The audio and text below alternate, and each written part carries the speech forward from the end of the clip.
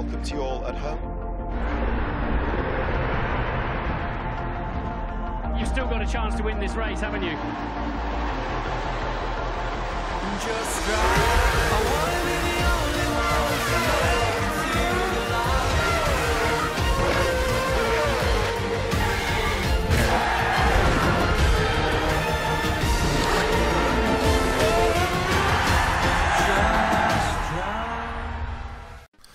Hi guys, Harrison, I'm back at it once again with a brand new video for you, and welcome to Season 2 and Episode 2 of Dre TV, where I talk some Formula 1 stuff, and yeah, it's not a good time to be a Formula 1 fan at the moment.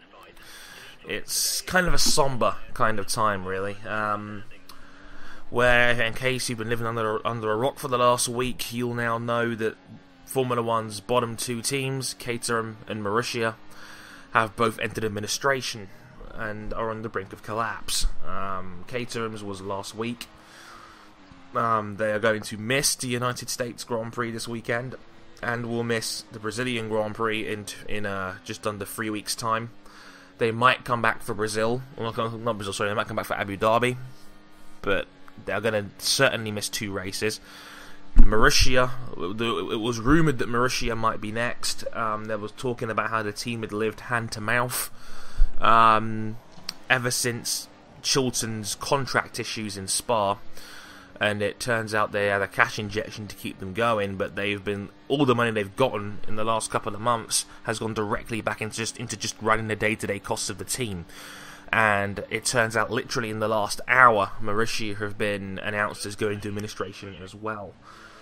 Now, I don't think any of us really knows the true stories of what's going on here, you know? And there's a lot of talk about the possibility of 3-car teams, which I'll talk about in a future video, and why I think that's not going to work. But now, more than ever, it's looking like Formula 1 is an unsustainable sport to be a part of. And that's a problem. It's a serious problem. And we're getting close to that time now where I think Formula 1 and Bernie Ecclestone needs to look in the mirror and see that there's a fundamental problem going on here. Now, I know that the thing is as well, this is not a new thing. Formula 1 teams have, you know, come and gone a lot over the years. Ferrari's the only team to have taken part in every Formula 1 season. So it's not like we haven't seen this before, but I think in this modern day age where the teams are a lot more transparent, we know a lot more about the sport's ins and outs, and investigative journalism is better than it's ever been.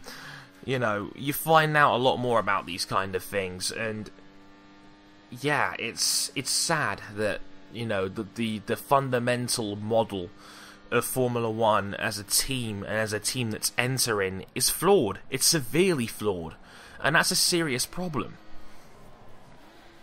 Like, right now, the team that comes last in the Constructors' Championship gets no money whatsoever directly from the FIA.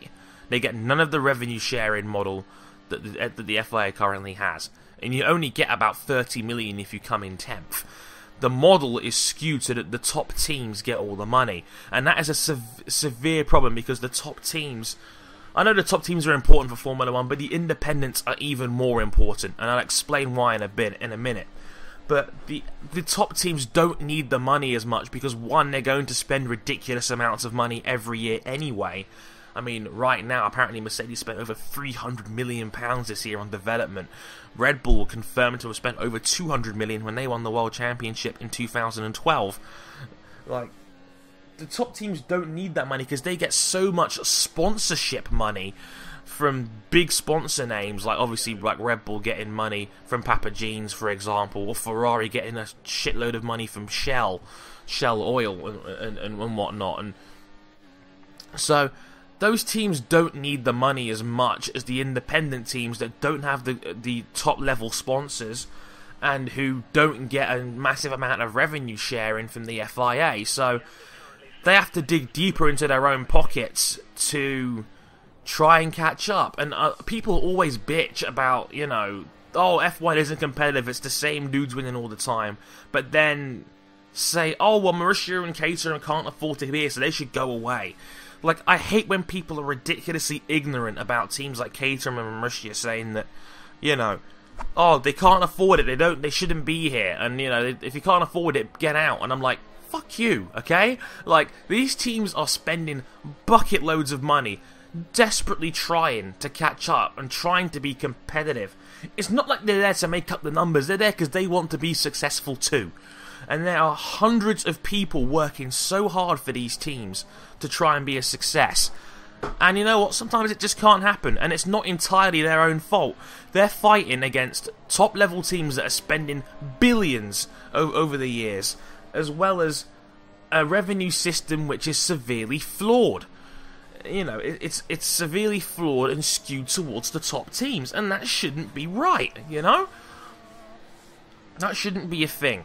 And that is really frustrating as a Formula 1 fan, because we should want a competitive field. We should want multiple guys at the top. We should want a league where it isn't just Mercedes or Red Bull or Ferrari dominated. Nobody likes that.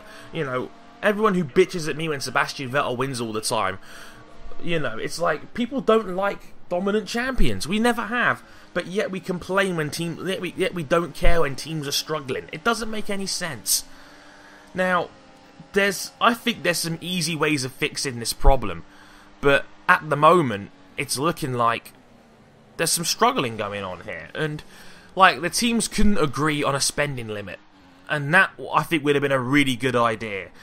Having a spending limit means the top end teams can't develop their way to ridiculous amounts of success anymore, and have to work harder for it, and you know it rewards more innovation, which is what the lower teams were doing back in the day. They were trying to find unique ways of being faster, because they didn't have the money to be able to keep coming back year after year.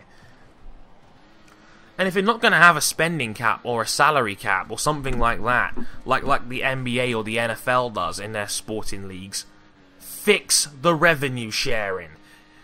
The revenue sharing scale should be way different, and you know, have it so that the lower teams get a bigger slice of the pie, because they need the money just to simply survive, rather than the factory teams who get so much sponsorship and support anyway, they don't need the money as badly.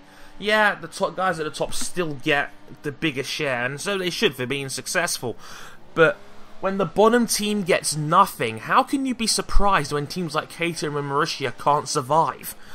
HRT went a couple of years ago.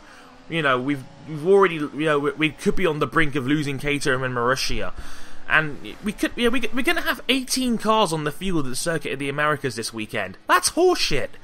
That should not be a thing. Like, the lower teams need the help, and quite frankly, here's another way you could help change the problem. Have 1-car teams rather than 2-car teams.